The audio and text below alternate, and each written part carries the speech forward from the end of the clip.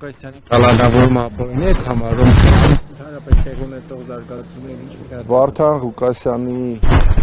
հետ տեղի ունեցածը sense թե հենց ունի քաղաքական ենթատեքստ, անգամ եթե հետագայում պարզվի, որ նա կատարել է քրեական հանցագործություն,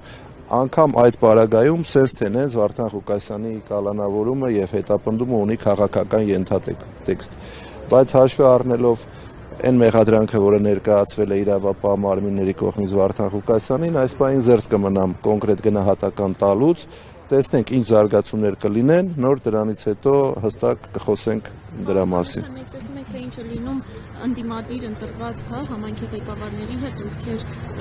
ստանում են ժողովրդի քվեն։ Իշխանությունը կարծես թե չի հանդուրժում ընդդիմադիրներին, մտավախություն չկա, որ իջմիացնում կկրկնվի նույն պատմությունը։ Եթե մտավախություններով ենք առաջնորդվում, պետք է որևէ բանով զբաղվենք, պայքարը դադարեցնենք եւ սպասենք, տեսնենք թե ինչ կանի ԿՊ-ն մեր երկրի հետ։ Որևէ մտավախություն չկա,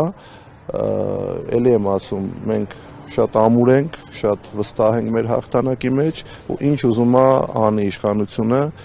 մեկը որևէ հաջողության չի հասնելու։ Շնորհակալություն։